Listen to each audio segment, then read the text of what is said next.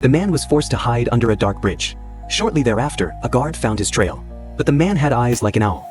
In this situation, he had the advantage. Not long after, the man emerged wearing a guard's clothes. With this disguise, he successfully escaped danger and managed to deliver the memorial letter to the Prime Minister. Now with solid evidence, the officials under the Prime Minister's leadership prepared to depose the king and appoint a new ruler. Meanwhile, the man, using the Prime Minister's badge, successfully left the city.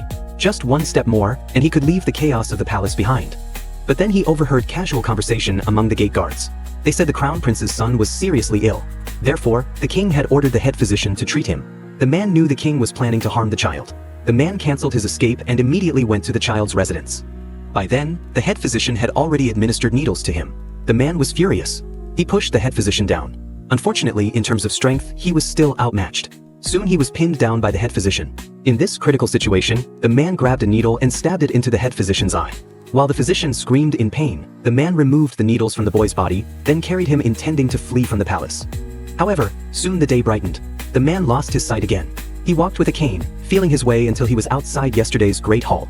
The man called out for the Prime Minister, but then the king appeared. When the man began to feel desperate, the officials also arrived at the scene. The Prime Minister slowly stepped forward. The king, seeing this important minister of the state who had once helped put him on the throne, no longer showed his usual arrogance. He begged the Prime Minister to spare him this once. If not, the Qing dynasty might take the opportunity to send their own people to take over the Joseon kingdom. The Prime Minister also understood this dangerous situation. Moreover, at present, there was no one who could replace the king. Therefore, he never intended to depose the king, only wanting to teach him a lesson. The guards took the child from the man's arms. Fearing retribution, the king had to eliminate him. The man was unwilling. Life and death no longer mattered to him now. He walked before everyone, telling about the king who had poisoned his own son. But everyone present already knew about this. They also hated the king's cruelty. Unfortunately, they were powerless. And the crimes committed by the king were not yet over.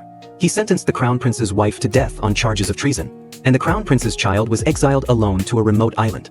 Until the day of his death, he never returned. As for the man, he would be sentenced to public beheading. However, the guard who was escorting him felt compassion. He secretly freed the man. The man who survived returned to his hometown. Not knowing how many years had passed, he became a famous physician in the area. One day, the man heard that the king, suffering from paralysis, was near death, and thus was searching for famous physicians everywhere. The man pondered.